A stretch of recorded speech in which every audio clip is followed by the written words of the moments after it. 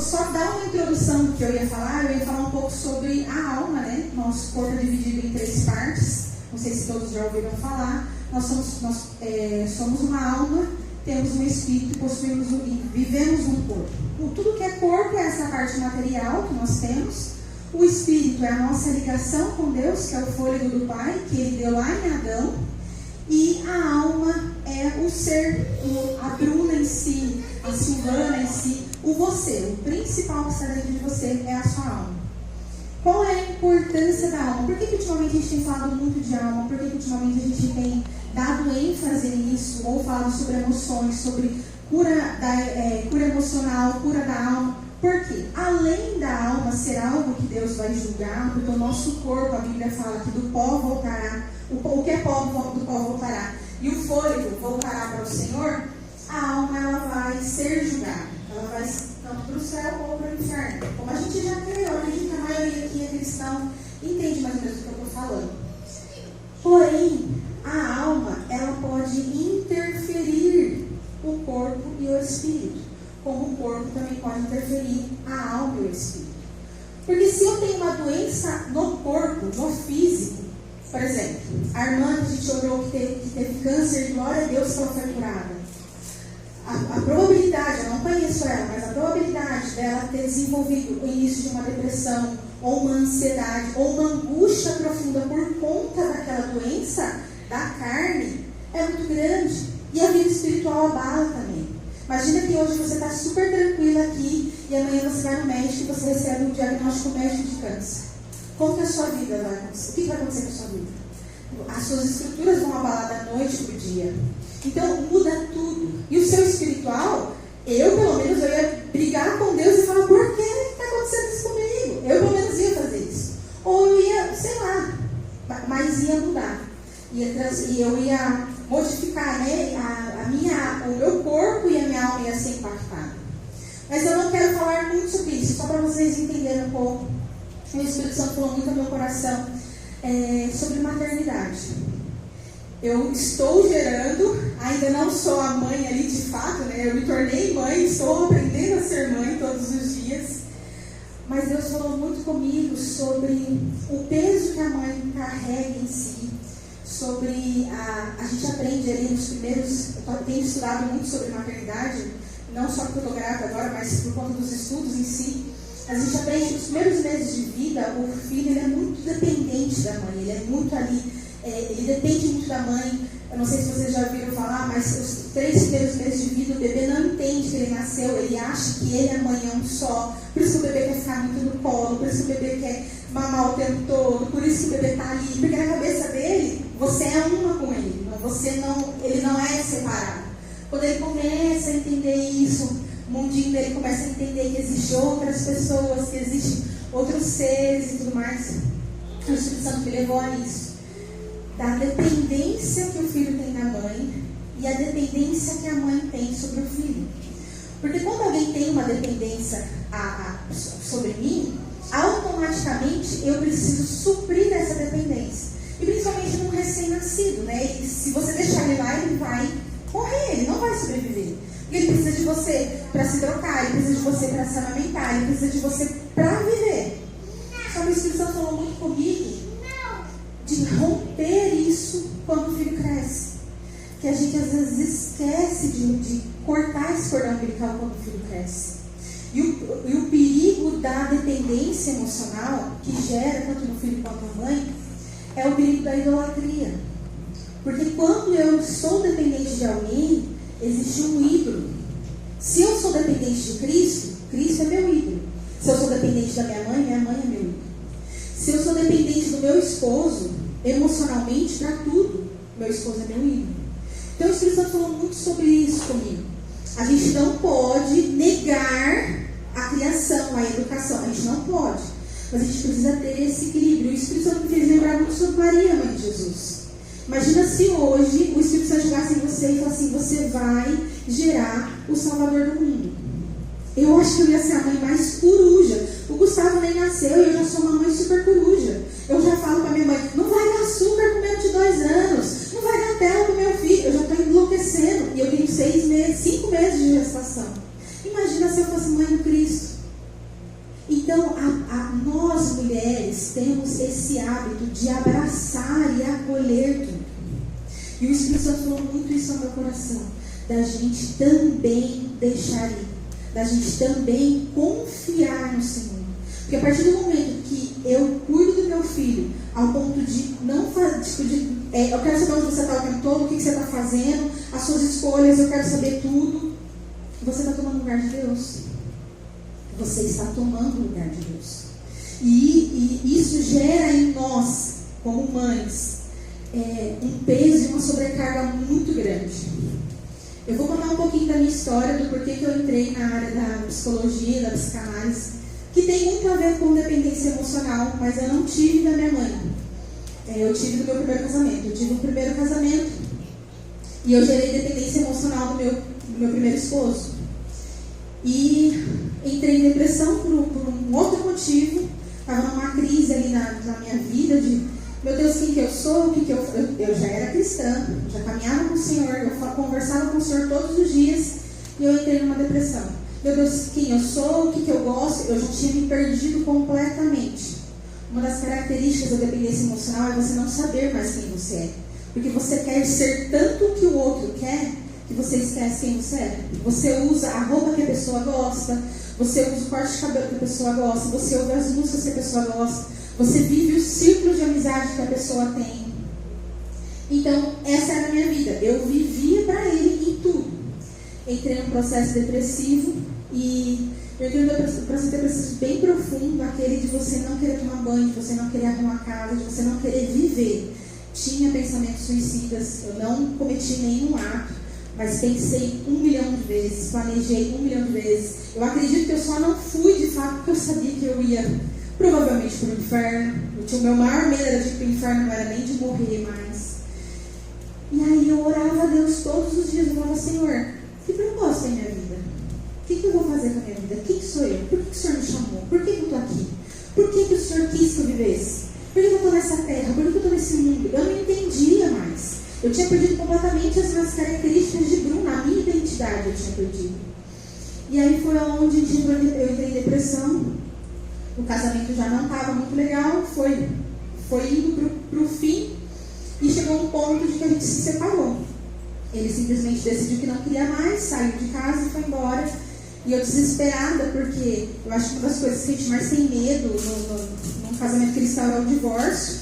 E naquela época eu já nem me preocupava mais se o meu casamento estava bem ou não, eu não queria divorciar, porque eu não queria ser uma divorciada. Eu me preocupava mais com o status do que com o meu casamento em si.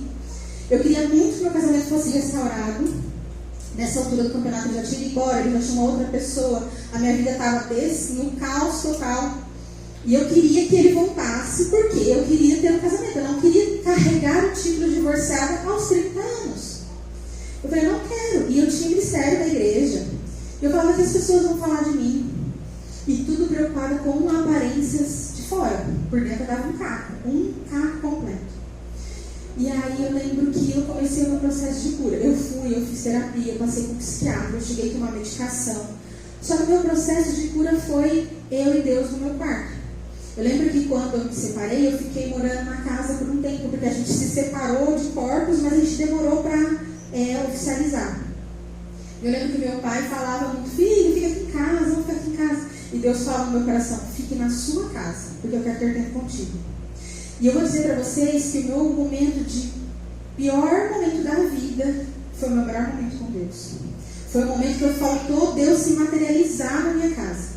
Porque aí Deus tratou todas as feridas que eu carregava no meu coração. Deus me fez lembrar que eu tinha uma dependência emocional muito do meu pai quando eu era adolescente, quando eu era criança e adolescente. E eu não aprendi a cortar o vínculo. E quando eu casei, eu fiz isso com meu marido. E eu cheguei num ponto que, tipo assim, eu orava não para que Deus cuidasse. Eu orava porque, na minha cabeça, a oração ia fazer o meu casamento funcionar. Tipo assim, o propósito não era eu orar e conhecer a Deus e saber o que Deus queria para que as coisas funcionassem. O meu propósito, exclusivamente, é que o meu casamento desse certo. A gente está brigando. Não, então eu vou orar, vou fazer um jejum, vou fazer... Eu lembro que quando ele foi embora, gente, eu ungi a minha casa inteira. Eu orei, eu fiz campanha, eu fiz 1 milhão de coisas. Mas nenhuma era para buscar Deus. dependência emocional. Quando a gente não confia no processo de Deus. Quando você confia na sua oração, quando você confia no óleo ungido, quando você confia. Não é errado essas coisas, mas a nossa confiança, a nossa esperança tem que estar no Senhor. Voltando para Maria, imagina você ser mãe de Cristo. Eu acho que eu ia ser um pouco mais brava que eu vejo Maria na Bíblia. Quando Jesus sumiu e ele estava no templo com 12 anos, sabe? O que a Maria percebeu depois de dias, né? Vamos entender que essa mãe aqui, ela deixou o filho e esqueceu depois de dias. Eu acho que Jesus não ia sair do meu pé. Jesus ia estar ali. Se eu pudesse amarrar Jesus no meu pé. Mas está errado. Eu preciso entender. Hoje eu entendo que o Gustavo, eu estou criando ele para o reino de Deus. Eu estou criando ele para a glória de Deus. Eu só sou um instrumento que o Senhor está me usando. Como Ele está me usando aqui agora para falar com vocês, Ele está me usando para ser mãe do Gustavo. E se eu for uma boa mãe e ensinar o meu filho a depender de Deus, eu não vou precisar ficar o tempo todo cuidando dele, ali, colocando ele num potinho. A gente quer. Eu acho que é natural do ser humano, principalmente de nós mulheres que amamos cuidar. Por que a minha geração ultimamente já não quer mais ser mãe, né? Já está desistindo da maternidade? Que eu acho que, pelo menos há um tempo atrás, eu pensava que era um pouco mais fácil eu não ter um filho do que criar responsabilidade. E o medo de estragar, eu acho melhor que seria. Aí Deus me falou: não, eu quero que você tenha. Família é um projeto do Senhor.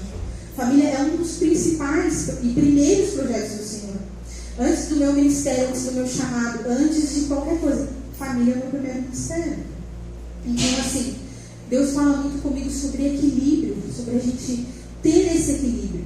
Eu cuidar do meu filho, eu amar o meu filho, eu cuidar da minha família, amar a minha família, mas confiar que o Senhor está no controle. Aí o meu divórcio veio, passei o processo ali de cura com o Senhor, e Deus falava muito sobre a glória da segunda casa da minha vida. E eu achava ainda que Deus ia restaurar. Ouvi algumas profecias dizendo que ia restaurar. Mas eu vi muitas profecias dizendo que Deus ia dar a glória da segunda casa. E eu achando que Deus ia fazer um milagre mirabolante lá e ia trazer ele de volta para mim. E aí o que Deus fez? Deus trouxe a Bruna de volta para mim.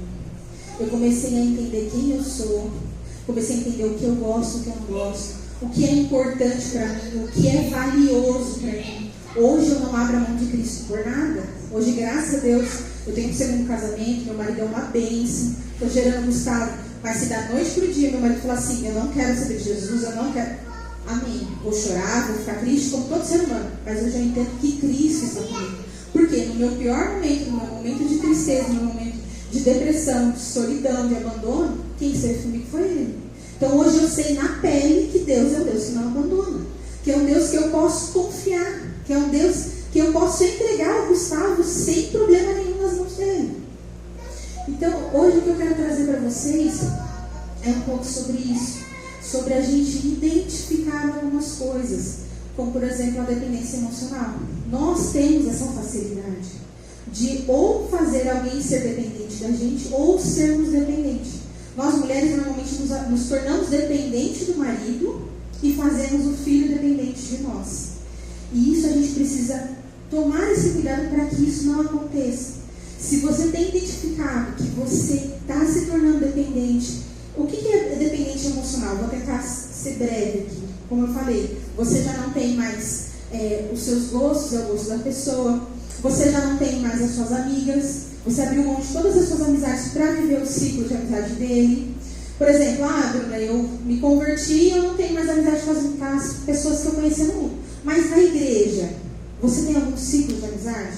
Tem alguma irmã que você conversa?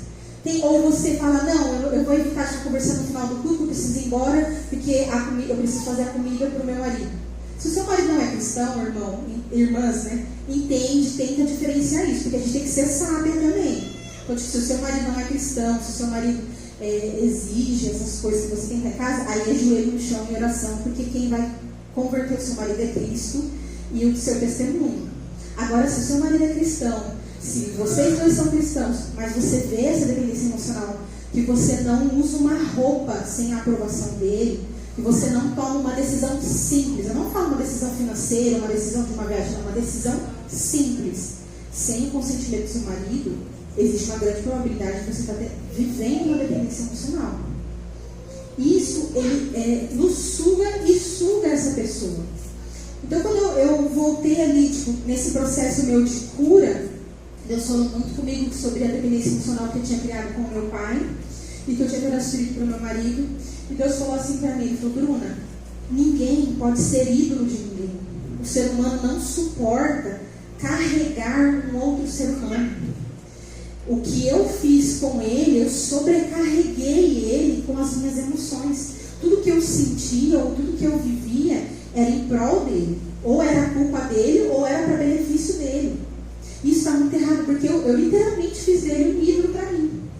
E Deus falou isso para mim, falou assim: nenhum ser humano suporta ser ídolo de ninguém. A única pessoa que suporta ser ídolo sou eu. Por isso que eu falo: eu sou o Senhor e eu sou o Salvador. Não é o marido, não é o filho, não é o amigo, não é o patrão, não é o pastor. A gente tem mania de terceirizar as nossas responsabilidades. Eu preciso orar pelo meu filho. Oro pelo meu filho, mas a primeira oportunidade que eu tenho de chegar no pastor, nas irmãs do Desperta Débora, eu vou chegar. Mas a responsabilidade é sua. É seu filho, é seu marido, é seu casamento, é a sua vida. Então eu vejo muito Deus nos despertando para esse lugar, de eu me responsabilizar pelas minhas ações.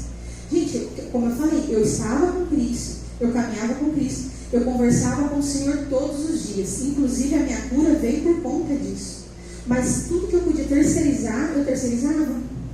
Eu falava para ele: você é o sacerdote do lar, você tem que orar pela nossa casa. Ele tem que orar, mas eu também tenho que orar. Eu sou a esposa dele, eu sou a auxiliadora dele, eu também tenho que orar. E eu começava a colocar responsabilidade sobre ele. Se alguma coisa estivesse errada, a culpa era dele. Se alguma coisa estivesse certa, a culpa era dele. Cristo não era glorificado na nossa vida. Então eu vejo o Senhor nos trazendo muito para esse lugar, de a gente identificar esses tipos de coisas. Os problemas na alma, eles são literalmente como raposinhas. Ela vem como quem não quer nada. Ela vem como uma pequena coisa, um pequeno problema, um pequeno abrir de mão, de tipo: ele não está feliz hoje, eu também não estou feliz. O meu filho não chegou, eu não vou dormir enquanto meu filho não chega. A Bíblia fala que a gente descansa porque o guarda não descansa. O Senhor não descansa. E por que eu não vou descansar? O descanso é confiar no Senhor. Então, Deus fala muito comigo sobre isso. Sobre dependência emocional. Sobre ou a gente ser ídolo dos nossos filhos, ou a gente fazer de alguém nosso ídolo. Às vezes não é seu marido. Às vezes é um pastor que você segue, ou uma pregadora que você segue. Às vezes você pega os jeitos e manias daquela pessoa. E a dependência emocional, você se torna como se fosse literalmente um vírus. Você quer ser igual àquela pessoa. Você quer viver para aquela pessoa. E a Bíblia fala que nós temos que ser iguais a Cristo, imitadores de Cristo. Então o que eu quero trazer hoje não é nada muito teórico, não é nada muito teológico. É mais essas coisas. Todas as nossas emoções, os nossos pensamentos, os nossos sentimentos estão na alma. Você entendeu que o ponto que eu me preocupo demais com o meu filho, eu posso me tornar idólatra? E isso afeta o meu espiritual? Olha como uma coisa simples. Às vezes um cuidado, você fala: é um cuidado extremo, eu sou uma mãe bem dedicada, uma mãe um pouco mais assim chata. Mas é isso mesmo? Você está sendo chata ou você não está confiando que Deus está cuidando do seu filho? Da sua filha? Eu estou sendo um pouco mais chato com meu marido para ele orar, para ele buscar. Você está sendo chata mesmo pelo bem do seu marido, do seu casamento, pela vida espiritual dele? Ou você não confia que Deus pode fazer o papel dele? Que o Espírito Santo, o nosso Consolador, é Ele que nos convence do pecado, da justiça e do juízo. Você quer tomar o papel do Espírito Santo? Você vê como uma coisa simples, uma coisa pequena, a gente pode tomar o trono de Deus? Então o Espírito Santo tem falado muito isso comigo, sobre quando eu entrei, eu senti muito uma sensação de tristeza, uma sensação de sobrecarga, uma sensação de angústia. Então eu queria orar por isso, eu queria que a gente levantasse um clamor, porque se você se tornou ídolo de alguém inconscientemente, ou se você está dependente emocional de alguém inconscientemente, você não tinha percebido até agora, a gente vai orar para que o Espírito Santo nos revele. E eu creio que isso é cura e isso é libertação. Inclusive, eu lembro que depois, um pouquinho antes de eu passar por esse processo de depressão, o Espírito Santo falou para mim que eu ia trabalhar com libertação. E aí, eu era bem mais nova, acho que eu tinha uns 20 e pouquinhos anos. Eu já me imaginava, irmãos, naquela igreja do reteté, que eu ia pôr a mão, ia expulsar demônio, e eu ia curar. Aí eu falei, mas Deus, acho que isso não tem nada a ver comigo, eu sou uma pessoa super calma, né? Mas amém, se o Senhor quiser. E aí Deus começou a me levar para esse lado espiritual, da coisa da alma, sabe? E o Espírito Santo começou a falar muito isso. As curas das pessoas estão necessitadas na alma. Existe sim pessoas que vão ser libertas por uma imposição de mãos? Existe. Mas a conversão, a Bíblia mesmo fala, a palavra fala, conhecereis a verdade, o conhecimento da verdade. Eu posso impor a mão a pessoa, ela se liberta com uma oração simples, fácil de mágica. Mas se eu não ensinar os caminhos do Senhor, aquela pessoa vai voltar para a mesma vida. Então o que eu quero trazer para vocês aqui é só um pouco de conhecimento. Olhe para dentro de você. Vamos tirar uns minutinhos de reflexão. Olhe para dentro de você e se pergunte: Deus, eu tenho colocado alguém no lugar do Senhor? Eu tenho colocado alguém, o trono do Senhor no meu coração, ele está ocupado pelo Senhor ou ele está ocupado por alguém? E se o Espírito Santo te fizer lembrar de qualquer pessoa, acredite que você tem colocado essa pessoa nesse lugar. E aí a gente vai orar por isso. A gente vai orar para que Deus tome o devido lugar. E a gente orando, eu quero que vocês continuem orando. Eu estou aqui hoje, eu vou dar esse suporte hoje. Amanhã eu sei que eu não vou ver vocês. E amanhã vocês vão estar por conta. Amanhã, quem vai estar com vocês? Não sou eu, o Espírito Santo. Mesma forma que o Espírito Santo revelou aqui. Por exemplo, para mim, Bruna, você está colocando o Gustavo como o ídolo do seu coração. Eu vi isso hoje através dessa palestra. Mas amanhã, a minha ajuda vem de quem? Do Espírito Santo. Então vocês não estão sozinhos. Não achem que vocês estão sozinhos, que hoje vocês estão aprendendo, amanhã vocês estão sozinhos e abandonados. Não. A palavra do Senhor diz que Ele nunca nos abandonará, nunca nos deixará. Então a gente não está sozinho. Tudo que a gente precisa está na Bíblia. E o Espírito Santo através de nós. Bruna, eu ainda não consigo ver o Espírito Santo. Vamos nos aprofundar. O que a Bíblia fala? Primeira coisa, não consegue ver o Espírito Santo? Ele não vai falar nada que está em desacordo com a palavra dele. Bruna, não sei discernir o que é um pensamento meu com um pensamento do Espírito. O que você tem pensado? Ele traz benefício à sua carne ou ele traz benefício ao reino? Tudo que Deus faz não traz benefício a uma pessoa só, traz benefício ao reino todo. Se Deus está falando para você que alguém está no trono do seu coração, que alguém está sentado no trono do seu coração e está te trazendo um desconforto ali meio estranho e não é uma coisa sua, é o Espírito Santo. E através dele que a gente vai orar, a gente vai buscar. Não sou eu que oro, que liberto, que curo. Não. Eu posso trazer uma informação, mas o agir é todo o Espírito Santo. O mover é todo de Deus. Eu só sou um instrumento. Assim como você é um instrumento utilizado pelo Senhor para alguma coisa na sua vida, eu só sou um instrumento. Então seja única e exclusivamente dependente do Espírito Santo. Amém? Eu gostaria que vocês curvassem a cabeça. Vamos fazer uma oração aqui bem simples, para a gente identificar se tem alguém no trono do nosso coração, além de Deus, no lugar, além não, né? No lugar de Deus. E se você sentir que sim, se você sentir o desejo de vir aqui na frente, a gente vai orar por você. Amém? Senhor nosso Deus e Pai, primeiramente eu quero agradecer imensamente a Ti, Senhor, por essa palavra, Deus. Eu quero agradecer a Ti, Senhor, pelo conhecimento e a sabedoria que o Senhor tem derramado sobre nós. Pai, eu agradeço a Ti, Senhor, pelo simples fato, Deus, do Senhor ter a licença, a autoridade, a liberdade de falar no meu coração, Senhor, e eu ter a obediência de Te obedecer, Deus, porque eu tenho um temor e um respeito ao Senhor, Deus. Pai, eu estou aqui neste momento, Senhor, o Senhor me trouxe até aqui, Senhor, não foi à toa, Deus, porque eu sei que o Senhor tinha uma palavra para essas mulheres, Pai.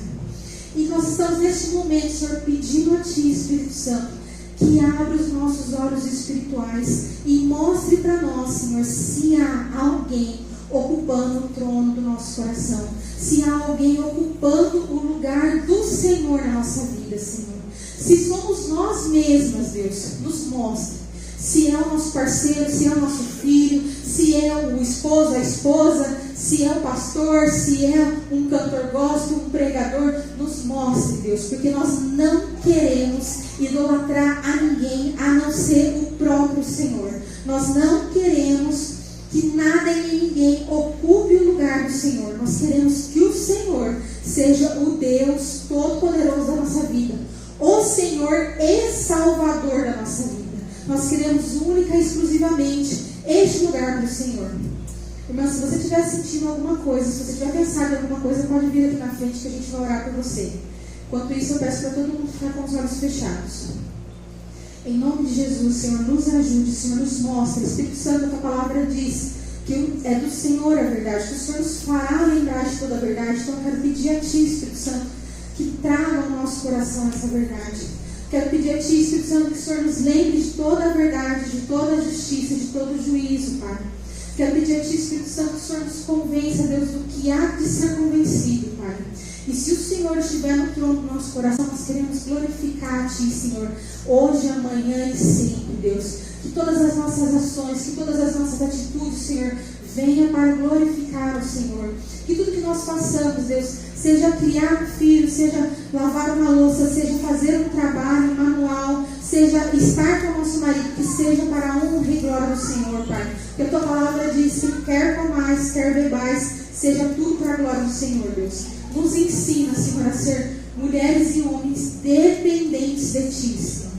Nos ensina, Senhor, a nunca tomar o Seu lugar. E se algum dia, algum momento, passar uma hipótese da nossa cabeça de querer tomar o Seu lugar, Senhor, Espírito Santo, nos convença de sair deste lugar, que esse lugar pertence a Ti. Senhor, eu quero Te agradecer, honrar e glorificar o Santo nome, porque só o Senhor é bom, Deus. Só o Senhor é maravilhoso, só o Senhor é grandioso, Pai. Agradeço por essa oportunidade, agradeço, Senhor, por essas irmãs que aqui estão, Senhor. Peço a Ti, Senhor, que o Senhor cubra elas, Deus. Que não só hoje, Senhor, mas todos os dias da vida delas, Deus. Que elas lembrem quem o Senhor é, Deus. Que o Senhor é o nosso Senhor e Salvador, Pai. Se o Senhor é Senhor das nossas vidas, nós devemos toda a honra, toda a glória, todo o respeito, toda a obediência a Ti, Pai. Senhor, obrigada por tudo que o Senhor fez e tem feito. Em nome de Jesus. Amém. Amém.